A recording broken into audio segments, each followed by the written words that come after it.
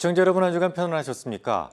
리서치 어필리에이츠의 로버트 아노트라는 사람이 있습니다. 아주 유명한 채권 매니저인데요. 최근 아주 재미난 발언을 했었습니다. 망치가 있는 사람에게는 모든 것이 보수로 보인다. 연준은 수요 감소만이 유일한 답이라고 생각하는 것 같다. 인플레와의 싸움에서 이기려면 연준은 원인부터 제대로 파악해야만 한다. 연준이 금리를 올린다고 공급 차질 문제를 해결할 수도 없고 우크라이나에서의 전쟁을 끝낼 수도 없다. 높은 주거 비용과 같은 이슈들도 금리로는 해결되지 않는다. 부족한 신규 주택이 문제라면 연방정부와 연준이 힘을 합치는 것이 낫다라고 했습니다. 어디서 많이 듣던 이야기죠? 맞습니다. 제가 늘 여러분들께 말씀드렸던 그런 내용인데요. 아노트는 연준의 그 물가 상승의 본질조차 이해하지 못해서 지금 당장 엉뚱한 실수를 하고 있다라고 주장하는 겁니다. 지금 물가 상승은 주로 유가와 더불어서 거주 비용이 주도하고 있는데 이 금리를 올린다고 유가가 하락하지 않고 부족한 주택이 하늘에서 뚝 떨어지지 않는단 말이죠. 주택이 부족하면 연방정부하고 협력을 해서 주거지를 늘리고 휘발유가 부족하면 정유시설에 조금 더 투자해서 증설해야 되는데 연준의 고지식한 노인네들은 아는 게 오로지 금리뿐이니까 모든 것을 금리로만 해결하려 한다라는 주장입니다. 일단 아노트의 생각 중에서 거주 비용이 너무 높아지는 것이 물가 상승의 주된 이유다라는 부분에 대해서는 조금만 더 보충 설명이 필요할 것 같습니다. 물가 지표 중에 스티키 물가라는 것이 있어요. 이 가격 변동이 잘 일어나지 않는 품목들만 따로 모아서 상승률을 산출하는 그런 지표인데요. 말 그대로 오래 지속되는 요인들만 모아놨기 때문에 이 중기적 물가 전망에 주로 활용됩니다. 작년 기준으로 3.2% 정도 됐어요. 그런데 최근 3개월 평균치가 무려 6.6%로 2배 이상 늘어났습니다. 스티키 물가를 구성하는 품목 중에서 가장 큰 비중을 차지하고 있는 것이 주거 비용이거든요. 이게 많이 올랐기 때문에 그렇습니다. 특히 이 주거 비용을 13개월 정도 선행하는 임대료 지수가 2022년 4월에 전년 동기 대비 14%를 기록하면서 상승률이 더욱 강해졌는데요. 요건 이제 미국의 장기 물가에 주도적으로 영향을 주는 것이 지금 주거 비용이고 이건 또 물가 상승이 상당 시간에 걸쳐서 지속될 수밖에 없다라는 것을 의미합니다. 자, 그럼 또 이런 생각을 하시는 분이 있을 겁니다. 그래서 연준이 금리 올리는 거 아니야. 금리를 올리게 되면 주거에 대한 수요를 낮출 수 있을 거 아니냐라고 말이죠. 천만의 말씀이요. 미국은 30년 모기지 고정금리로 주택을 매입하고 있거든요. 이미 주택을 구매한 사람은 과거에 싼 고정금리만 지불하면 됩니다. 앞으로 구매할 사람들도 언제든지 금리가 떨어지면 리파이낸싱의 권리가 있기 때문에 지금 당장 너무 급하게 올라서 관망할 뿐이고 주택 공급이 현저히 부족한 상황에서 금리를 좀 올린다고 해서 주택 주거비가 낮아지지는 않아요. 의식주와 관련된 것들은요. 어쩔 수 없이 해야 되는 것들은 세금이나 혹은 금리로 그 수요를 통제할 수가 없습니다. 아노트의 주장을 조금만 간추려 볼까요? 연준이 큰 실수를 하고 있다는 거예요. 현재 물가 상승은 누가 봐도 공급단에서의 문제다라는 겁니다. 그런데 너무 급하게 금리를 올리는 실수를 저지르고 있고 그 실수 때문에 미국 경제는 어쩔 수 없이 침체에 빠질 수밖에 없다라는 주장이에요. 그러니까 미국 증시 이 침체 원인은 연준이 금리 인상을 하고 있기 때문이다라는 겁니다. 또 미국의 CPI는 올 여름 말에 그러니까 물가죠. 9.9%까지 오를 것이다. 연말에는 무려 10.8%에 도달할 것이다. 정말 운이 좋은 케이스라고 할지라도 현 수준 8.6% 수준은 유지할 것이다 라고 주장합니다. 이건 뭘 얘기하냐면 한마디로 연준이 금리를 백날 올려봐봐야 공급 측면에서의 물가 결코 잡을 수 없다라는 것을 의미합니다. 자, 그럼 이번엔 다른 주장을 한번 보시겠습니다. 미 의회 소속 의회 조사국의 주장을 살펴보겠습니다. 지난달 28일자 보고서를 보면 미국 경제가 연착륙, 경착륙, 스태그플레이션 가운데 어디로 갈 것이냐라는 제목의 보고서를 쓴 적이 있어요. 대략 4가지를 주장을 했는데요. 첫 번째, 크리스토퍼 윌러 연준 이사가 설명한 것처럼 기업들이 해고 대신 신규 일자리를 좀 줄이는 방식으로 이른바 소프트 랜딩을 추진하는 것 사실상 어렵다라는 겁니다. 인플레이션 압력을 급속도로 대폭 낮추기 위해서는 실업률 급등이 불가피하다라고 강조를 했어요. 실제로 최근 대기업들에서 고용 계획이 취소되기도 하고요. 또 이 상향된 해고 계획을 발표하는 것도 자주 보입니다. 그러니까 뭐 실업률은 좀 오를 수 있을 것도 같아요. 하지만 실업률이 급등할 것 같지는 않습니다. 우선 러시아 사태로 인해서 새롭게 생기는 직업도 무시할 수 없죠. 지금 당장 가스터미널 더 만들어야 되고 태양광과 풍력 설치를 더 서둘러야만 결손되는 에너지를 보강할 수 있거든요. 뿐만 아니라 리쇼어링 등을 통해서 확보하려는 선단 공정의 부품, 소재들에 대한 경쟁도 새로운 직업을 만들 수 있습니다. 실업률이 조금은 올라갈 수 있다고 저도 생각하지만 급등 정도는 아닐 것 같습니다. 두 번째, 파월 의장이 지난 1965년과 1984년, 1994년 이 통화 긴축을 한 이후에도 연착륙에 성공했다라고 언급했지만 그중에서 가장 높았던 시기에도 개인 소비 지출 기준으로 5%를 넘은 적이 없었기 때문에 그때와 지금하고 비교하는 것은 이건 틀렸다. 그리고 침체는 어차피 불가피하다라고 설명을 합니다. 세 번째, 경착륙은 더블딥과 스태그플레이션 이 두 가지의 경우의 수로 나타날 수 있다라고 전망을 했어요. 근데 경기 침체는 이젠 피할 수 없다. 하지만 더블딥이냐 스태그플레이션이냐는 선택이 가능하다라고 주장을 했는데요. 조금 더 구체적으로 연준이 지금 상태에서 금리를 급하게 올리면 더블딥에 빠질 수가 있고 연준이 금리를 급하게 올리지 않는다면 스태그플레이션에 빠질 수 있다. 라고 주장을 한 거예요. 바로 이 부분이 아노트의 주장과는 완전히 상반되는 부분입니다. 자, 아노트는 뭐라고 주장을 했어요? 연준이 지금 금리 인상을 하고 있기 때문에 침체라는 거잖아요. 금리 인상을 멈추어야 침체를 피할 수 있다라고 주장을 한 거죠. 그런데 의회 조사국에서는요. 연준이 금리 인상을 지금 멈추면 더 무서운 스태그플레이션에 빠진다라고 주장을 한 거예요. 이 스태그플레이션은 경기 침체와 물가 급등이 동시에 오는 겁니다. 일단 빠지면 남미의 여러 나라들처럼 자력으로 빠져나올 방법이 거의 없어요. 하지만 일반적인 침체는 구제할 방법이 얼마든지 있습니다. 그러니까 의회 조사국의 해법은 뭐냐면 연준이 지금 급하게 금리를 올려야 된다 이겁니다. 그래서 일단 극복이 가능한 더블딥 침체를 유도한 다음에 경기 부양을 통해서 이 침체로부터 벗어난다. 그러면 된다라고 주장을 하고 있는 거죠. 그래서인가요? 7월 5일 기준 FF에 반영되는 미 금리 방향성을 보면 내년 2월에 3.39%의 극점에 도달하고 그때부터 6월까지는 금리가 다시 하락할 수 있다라는 확률이 52% 수준에서 거래되고 있습니다. 그러니까 당분간은 매우 빠른 속도로 금리를 올리고 내년에는 곧장 금리 인하 사이클로 접어들 수도 있다라는 것을 주장한 거예요. 조금 더 구체적으로 7월에는 75베이스 포인트 달리고 이후에 50베이스 포인트 정도 한번 인상한 다음에 그 이후에는 25베이스 포인트씩 두 차례 정도 인상하면 올해의 금리 사이클은 마감이 되는 거죠. 이후로 경제 상황에 맞춰서 한두 차례 정도 25베이스 포인트 전후에 조정이 있겠지만 내년 6월 이후에는 다시 금리가 하락으로 전환될 수도 있다. 이렇게 해석하면 될 것 같습니다. 자, 네 번째 항목은 주로 물가 급등의 원인이 설명이 되었는데요. 2020년 이후에 생긴 공급망 차질이나 우크라이나 전쟁으로 인한 유가 상승 등과 같은 이런 외부적 변수에 더 많은 영향을 받았다라고 설명하고 있어요. 더블딥이라든지 스태그플레이션의 발생 여부에 이러한 외부 요인들이 계속해서 영향을 줄 수 있다라는 주장을 했어요. 근데 저는 이 주장에 대해서는 일부 일리가 있다라고 생각을 하지만 전적으로 동의하기는 어렵습니다. 우선 클리블랜드 연은에서 발표하는 16% 트림드 민 CPI를 보면 5월에 전월 대비 무려 0.769%나 상승을 합니다. 이건 통계를 집계하기 시작한 이래 최대 월간 상승폭이에요.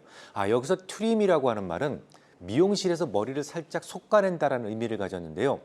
가격 상승이 지나치게 높거나 혹은 지나치게 낮은 이른바 아웃라이어를 제거하고 중위의 변동성을 가진 품목에 대해서만 물가지표를 만드는 거예요. 이유는 뭘까요? 물가지표의 변동성을 줄여서 지표로서의 가치를 높이자는 취지죠.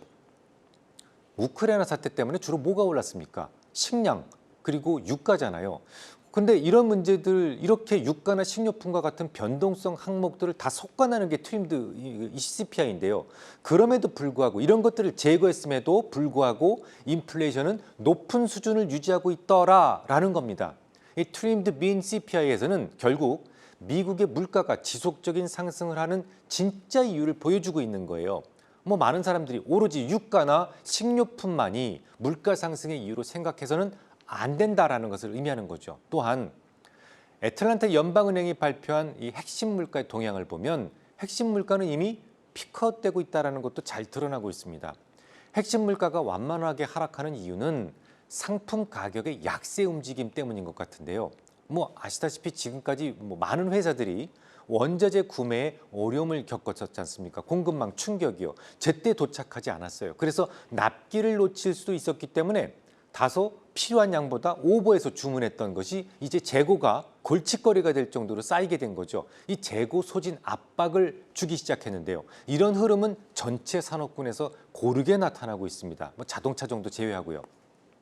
그러니까 의회 조사국에서 딱 지목한 이 공급망 충격이라는 것이 현재 물가 상승의 주범이다라고 지목한 것도 이거 정확한 분석이 아니다라는 것이죠.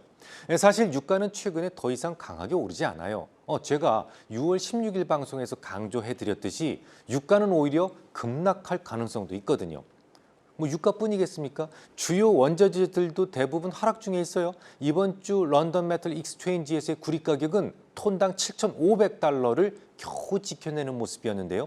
그럼에도 불구하고 여전히 구리 선물에 대한 순매도 포지션은 무려 6만 계약에 달합니다. 이는 지난 2015년 이후 최대 규모예요. 앞으로도 구리는 더 하락할 조짐이 있단 말이죠. 우크라이나 사태로 인해서 오르기만 했던 곡물 가격도 이미 고점 대비 30% 가까이 하락 중에 있습니다. 중간 정리를 좀 해보자면 아노트의 주장과 미국 의회 조사국의 공통점이 있어요. 뭐냐? 경기 침체는 피할 수 없다. 이제 경기 침체는 우리가 받아들여야 된다. 그런데 이 해법에 대해서는 둘이서 완전히 반대되는 의견을 주장한 겁니다. 자, 일단 아노트는 연준의 금리 인상이 애시당초 잘못됐다라는 거예요. 주택이 부족하면 주택 공급에 신경 쓰는 편이 훨씬 더 현실적이다라는 겁니다. 연준의 전혀 쓸모없는 금리 인상을 서두르는 바람에 오히려 시장이 위태롭게 됐다라고 주장을 하고 있어요. 반면에 의회 조사국에서는 우크라이나 사태 등 외부적 변수로 인해서 침체가 불가피하다라고 주장하는 것까지는 동일한데요. 침체는 이제 피할 수는 없지만 그 침체의 종류는 의지에 의해서 선택이 가능하다라는 거예요. 연준이 매우 강한 의지를 가지고 금리를 올린다면 더블 디베야 빠지겠지만 이후로 구제가 가능합니다. 하지만 금리를 여기서 올리지 않는다면 훨씬 더 위중한 남미식 스태그플레이션에 빠질 수도 있다라고 경고하는 거예요. 여러분들 생각은 어떠십니까? 자, 그럼 지금부터 제 생각을 말씀드리겠습니다. 많은 사람들이 지금 파월을 멍청이로 몰아가는 분위기입니다. 뭐 연준 의사들도 마찬가지고요. 저는 그 반대로 생각을 하고 있거든요. 이 파월과 같은 사람들 덕분에 무려 20%에 달하는 가혹한 금리 인상을 피할 수 있게 된 겁니다. 자초지종을 좀 더 설명드리죠. 과거에도 공식적인 더블딥이 있었습니다. 지난 1980년대 초였죠. 당시에도 2차 오일 샥 이후에 기준금리를 거의 수직으로 올렸어요. 20% 직전까지 상승시켰던 적이 있었습니다. 20%라니까 감이 안 오시죠? 1980년대와 지금은 비슷한 점이 참 많습니다. 그 당시에는 어떤 일이 있었죠? 미국이 금본위 제도를 폐기시키고 무한정 돈을 찍어내기 시작했던 거예요. 그러니까 이른바 첫 번째 양적 완화의 시기였습니다. 그 이전까지는 달러 가치가 금에 패그되어 있었는데요. 명목 화폐로 바뀌게 되면서 달러 가치는 그야말로 수직으로 낙합니다. 달러 가치가 떨어진다는 얘기는 뭡니까? 반대로 물가가 급하게 오른다는 얘기죠. 연준은 금리를 빠르게 올려서 달러에 대한 매력을 부각시키려 했어요. 이후로 달러에 대한 신뢰는 되찾을 수 있었습니다. 하지만요, 결국 20%에 달하는 이 혹독한 금리 상승이 기업들의 신규 투자 활동을 중단시키고 경기 후퇴가 발생하게 된 겁니다. 그럼 지금은 어떤 점이 구체적으로 달라졌을까요? 달러 인덱스라고 하는 바스켓이 생겼습니다. 자, 지금부터 집중해서 잘 들어주세요. 그때나 지금이나 물가 상승의 진짜 원인은 잊지 마십시오. 과도한 화폐 발행 때문입니다. 대부분 유가 때문에 물가가 오른다고 생각을 하시지만 유가도 결국 화폐 때문에 오르는 거예요. 앞서 의회 조사국에서 주장했던 것들이 대부분 틀렸다는 것을 이미 입증을 해드렸으니까 더는 추가 설명하지 않겠습니다. 돈 가치가 떨어지면 물가가 오른다는 것은 과거나 지금이나 불변입니다. 하지만 다른 점이 있어요. 엄청난 화폐 발행에도 달러 가치가 그때처럼 폭락하지 않는다는 점이 다르죠. 지금 달러 가치 오르고 있잖아요. 왜 오를까요? 그렇게 많은 달러를 발행을 했음에도 불구하고 말이죠. 이유는 달러 인덱스 바스켓 안에 유로화나 엔화 같은 이 비교 통화가 있기 때문에 그래요. 그들이 달러보다 더 빨리만 하락해 준다면 이 달러는 오히려 상승하는 것처럼 위장이 가능하거든요. 실제로 엄청난 신권을 발행했음에도 불구하고 달러는 초강세를 보이는 이 마법을 보이고 있지 않습니까? 연준이 75베이스포인트나 급격하게 금리를 올리는 순간부터 경기 침체는 불가피한 현실이 되어버렸습니다. 딱 그날로부터 글로벌 증시가 하락적으로 속도를 내기 시작했으니까요. 우리나라 증시도 마찬가지고요. 하지만 과거처럼 20%까지 금리가 올라가면서 극심한 침체를 만들지는 않을 겁니다. 그러니까 이 75베이스포인트의 인상은요. 결국 유로화와 엔화 등의 상대적 약세를 가져와서 달러를 돋보이게 한다라는 거죠. 간단한 증거를 하나 제시해 보겠습니다.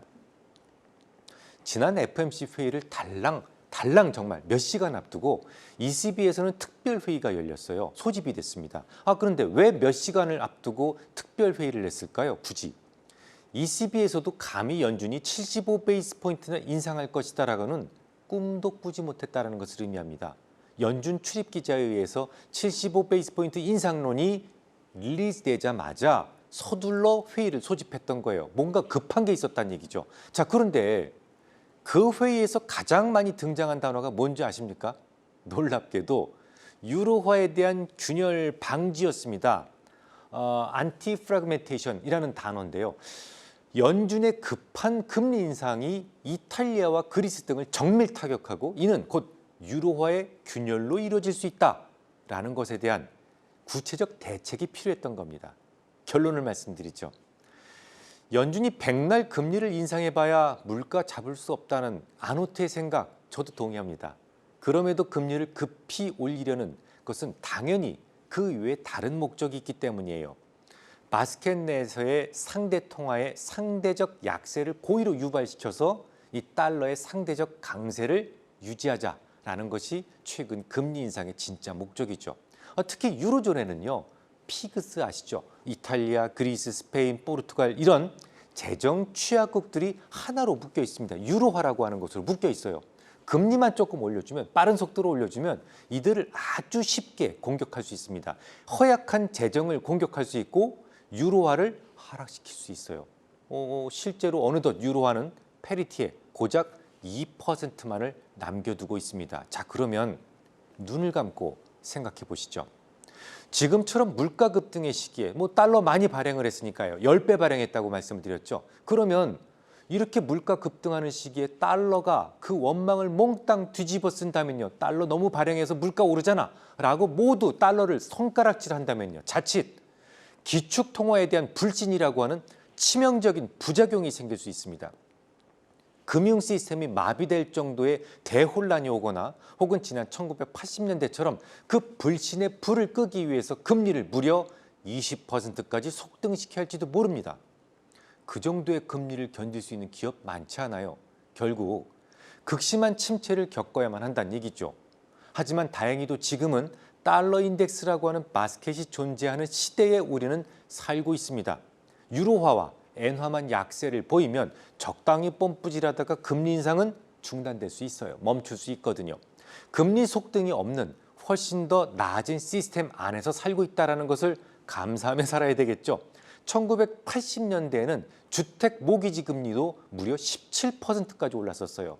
지금은 많이 올랐다지만 고작 5% 내외입니다. 이런 시스템을 누가 만들었냐고요? 수없이 손가락질 당하는 연준의 노인네들이 갖은 욕을 얻어먹어가면서 만든 겁니다. 만약 달러의 영속 시스템이 없었더라면 금리는 아마도 20%를 향해서 오르고 있었을 겁니다. 다음 주에 뵙겠습니다.